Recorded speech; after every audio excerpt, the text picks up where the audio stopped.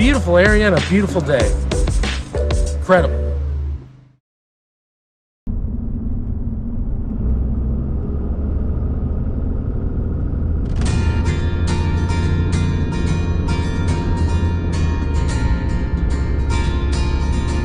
After leaving the coastal town of Valdez, we are headed north on Alaska's Richardson Highway.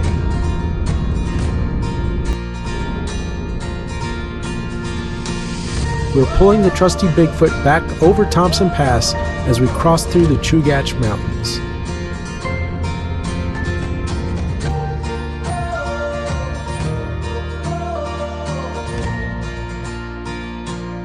And a bit further up the road is Worthington Glacier.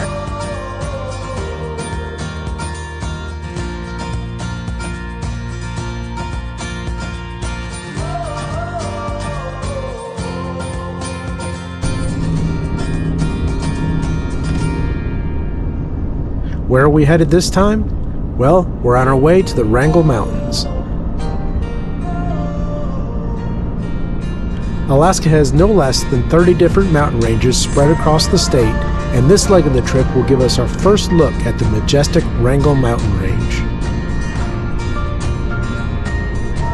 We turned toward the east on the Edgerton Highway and made a not-so-quick stop in the small farming community of Kenny Lake. So we're in Kenny Lake on our way to Chitina. Stopped here to fill up with some diesel fuel from the slowest pump on earth, I think. It's been running for a couple of minutes here. We've got 1.3 gallons so far. So we might be here a while.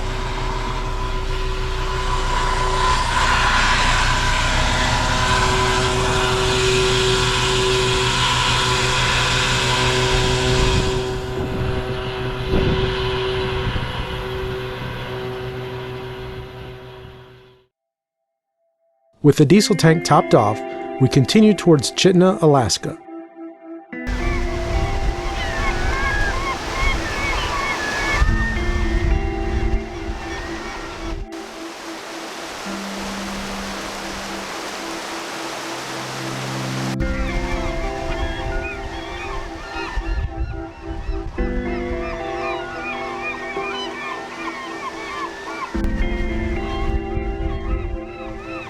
Chitina is located on the west bank of the Copper River and has a population of only 81 people. But we've arrived in the middle of dipnet season and there are fishermen everywhere. This is the famous spot for dipnet fishing for Copper River reds, a specific type of sockeye and king salmon that are only found in this area. These fish are the crown jewel of the salmon world. Their meat has a deep red color with bold flavor and a flaky texture. They are one of the most highly sought-after fish in the world.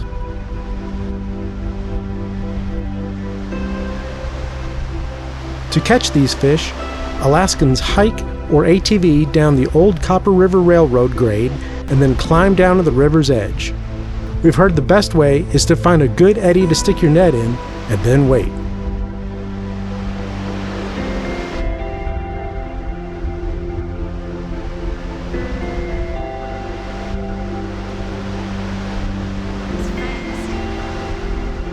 Bringing it in. Another one, man, that took like... Less than a minute. Can you imagine how many fish are in there if he's catching them that fast? So you might be thinking, why did we come all the way to the tiny town of Chitina? Well, this tiny town is known for more than just dipnet fishing for those Copper River reds. It's also the start of the McCarthy Road.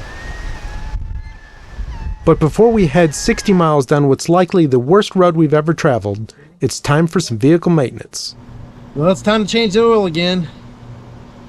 Looks like you're already started. Yeah, just waiting for the rest of it to drain out of the pan so I can yank the filter off. Just one of those things you gotta do. Looks like we're also again in a gravel parking lot. Yeah, the conditions are never great. Lumpy gravel and moderate wind is not the best, but you just gotta roll with it. Well, at least we found a place to do it. When it comes to maintenance, I'm the gopher girl. Looks like he's just finishing up. Yep. Last 3 gallons of oil going in and we'll be done.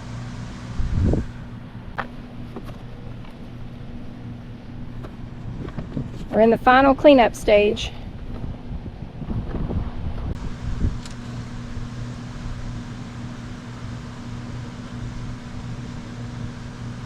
We're good.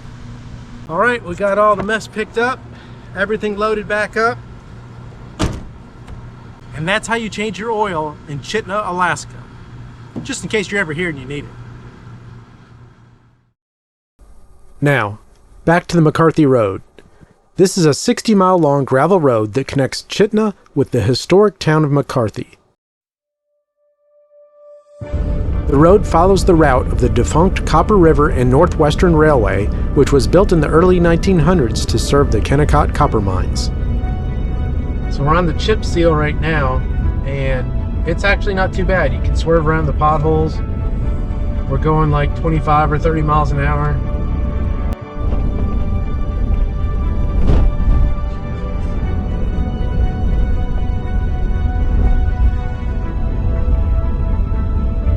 Big one.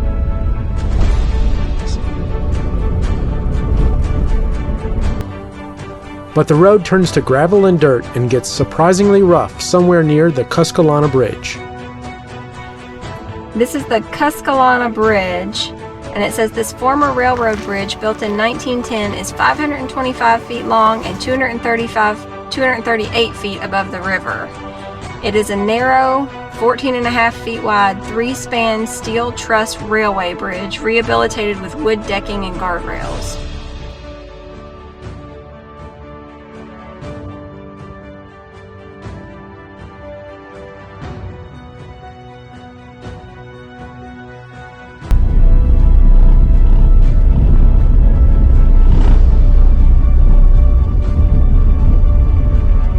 That is some washboard. Woo!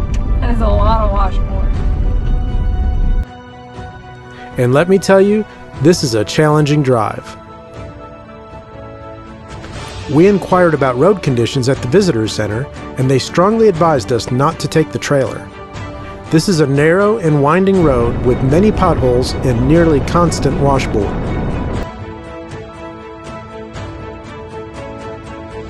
The road is so bumpy and rough that already this season 3 trailers have bounced off the road and overturned.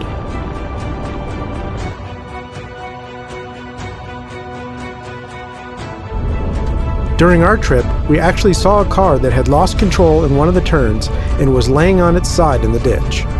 The dangers of the McCarthy Road should not be underestimated. So we're stopped at a little rest area here. We're, 55 miles in? Yep, got about 5 miles to go. And we've certainly traveled enough of the 60-mile road now to get a good flavor of the road. It's the most washboard I have ever seen. The major flavor here is washboard with a good heaping of dust and a large mouthful of potholes. We're glad we didn't bring the trailer. Yeah, this is definitely no road for a trailer. It's pretty awful.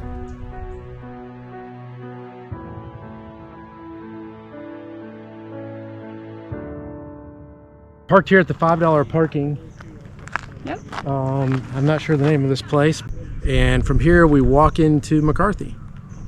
It's about, I think she said it was a 10-minute walk, so not far.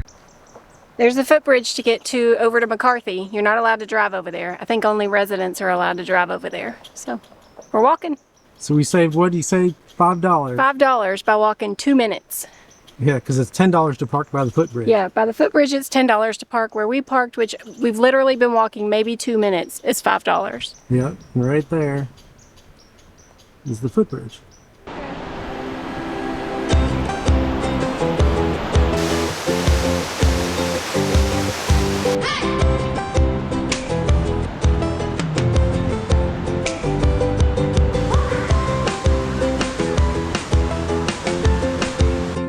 At the end of the McCarthy Road is the historic town of McCarthy. Established in the early 20th century, McCarthy grew alongside the nearby Kennecott mining town, which is now located in Wrangell-St. Elias National Park.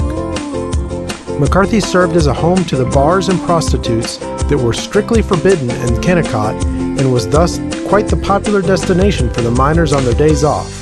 It also served as the end of the line for the railway, meaning all the ore to be shipped out of Kennecott had to go through McCarthy. We are waiting on the shuttle that's going to take us from McCarthy over to Kennecott. We have a tour scheduled at 1:30. When the copper mines closed in 1938, the population of McCarthy fell to almost zero. It wasn't until the establishment of Wrangell-St. Elias National Park that tourism began bringing people back to this area.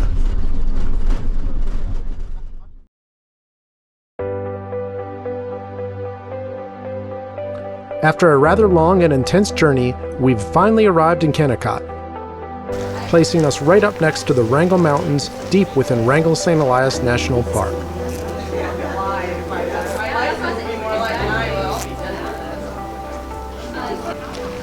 Kennecott had 5 mines: Bonanza, Jumbo, Mother Lode, Erie, and Glacier. The ore from all 5 mines was ground at this mill.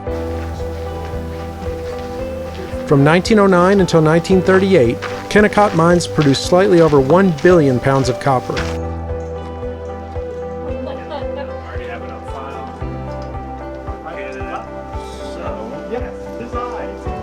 Whoa, hi. What can I help you with? We have reservations for the 1:30 tour. Sure.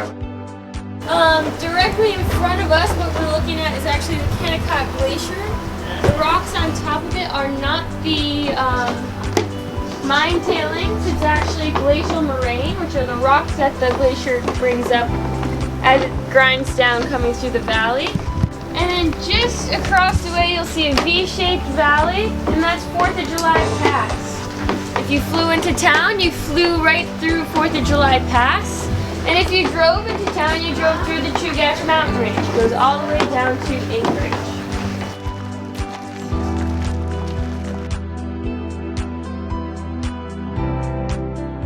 If you look around the valley, you can actually see the basalt rock on the bottom and the limestone rock on top.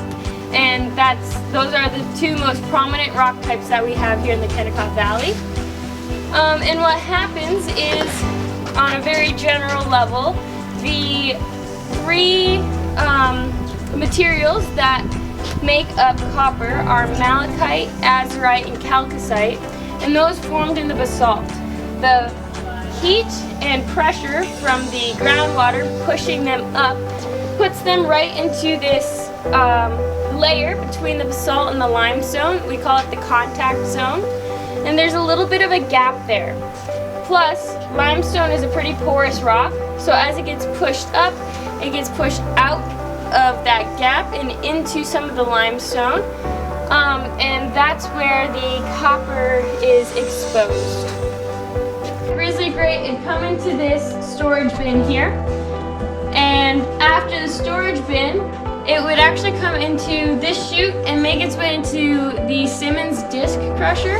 The Simmons disc crusher has 2 different sized discs moving in the same direction at 2 different speeds, just to mill up that rock a little bit more. And then it would be sent over to the trailer roller mill.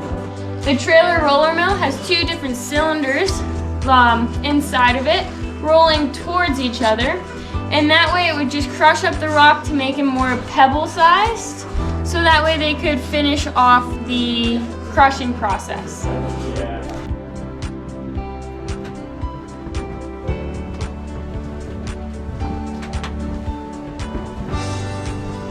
Yeah, these are the shaker tables. The shaker tables did exactly what it sounds like they did. They shook. The rock would come down these chutes above, and there actually used to be pipes that would go right into the gutters here. And the rock would be able to sift through the gutters. The limestone, once again, traveling further than the copper. The table was shaking in an ovular pattern, so once it hit the top, it was tossing the rocks a little bit, and they'd be able to go up over these little lips here. They would work their way over to the gutter on the other end of the table, which is blocked off in a couple sections, and that's the same idea as upstairs.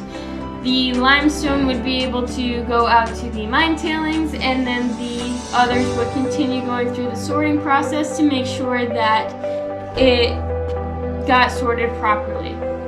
So ammonia leaching is a really neat process. What they do is they would fill up these vats here full of liquid ammonia, and then they would dump in all the ore from the bottom of the mill building. The ammonia would dissolve the copper materials, and they would extract it back out with metal pipes. They would then blast those pipes with heat, and the ammonia would evaporate pretty quickly, and you'd be left with this sludgy copper concentrate that was at that 91 to 93%. And then they would blast it into the water at the top, and as they blasted it in, it was that powdery substance at this point, and it would create bubbles. Those bubbles would then float to the top of the water and pop, and it'd leave this frothy substance at the top that they could then take out and bring back to the mill building. At that point, they realized they were also mining silver, so they got pretty lucky. I hear that when you're mining for copper, silver, and gold are sometimes pretty common to find in the ore as well, just not as much. At the end of Kennecott Copper Corporation's time here in the Kennecott Valley in Alaska, they had mined 9 million ounces of silver and 600,000 tons of copper. So it was well worth their time and effort to be up here and mining all of these materials. What'd you think? So cool.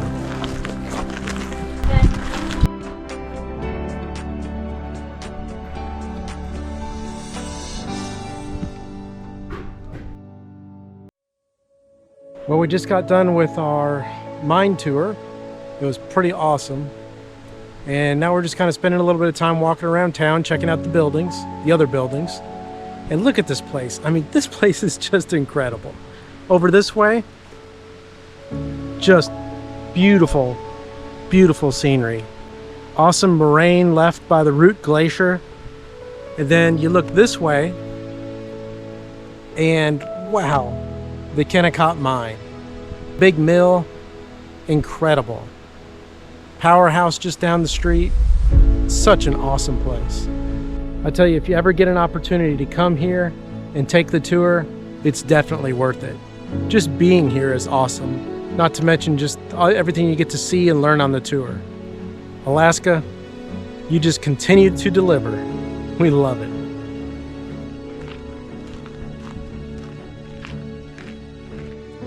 So this building was the post office, and then I think the other side was the general store, but it's open. They've kind of redone it and kind of made it look like it would have looked back then. So let's go see what it looks like.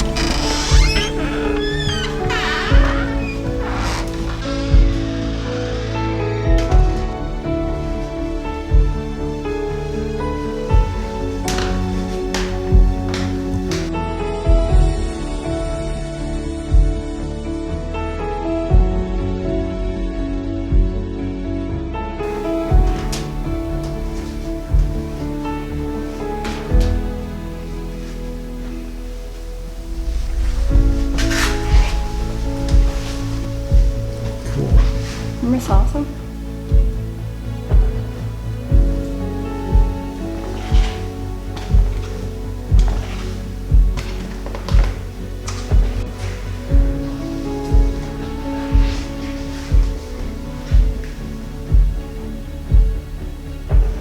Hey, missus, you gonna ring me up? What would you like to buy today? Well, whatever it is, it's 80 cents. One of the buildings I found most impressive was the power plant. A sign within the building read, "The power plant was built and expanded between the years of 1911 and 1917. The boilers burned oil to generate steam. The steam then generated electricity in the mill's steam turbines. It heated the ammonia reaction in the leaching plant and warmed buildings throughout the mill site." The power plant building also houses diesel-electric generators that sent electricity to the mill site, used to power the trams and the mines. Multiple ways to generate power meant that even if something went wrong, operations could continue.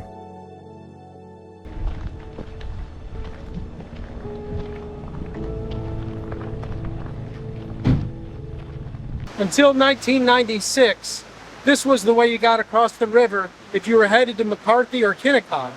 There was a cable that stretched across, and there was a tram or a cart that was human powered that would hang from the cable and take you across the stream. We made it back to the truck. We still have a long way to go though. It's already been a long day and we still have to get back to the camper now. Yeah, it took us almost 4 hours to get here. Yeah. It's 6:15, so we'll see how long it takes us to get back.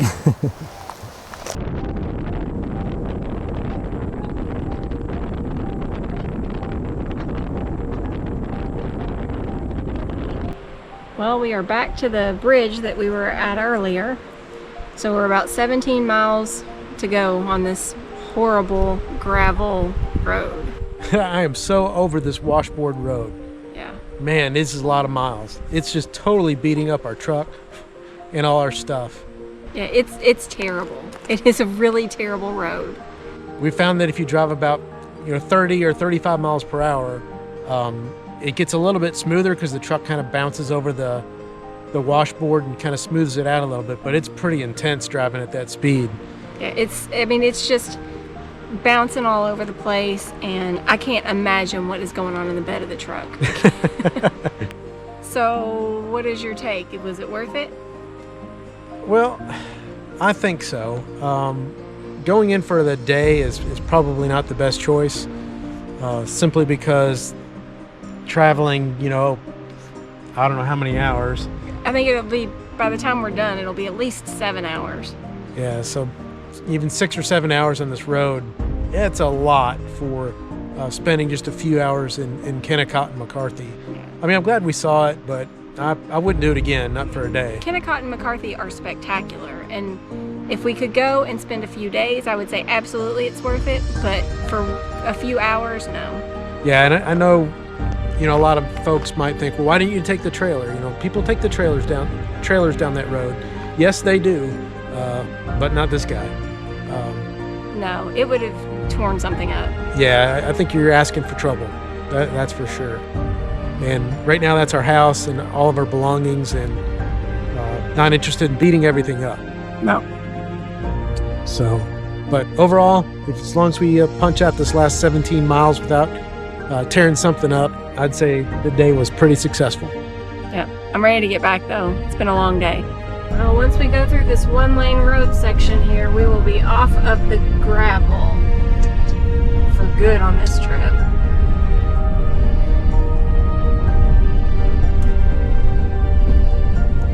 It's really bouncy though.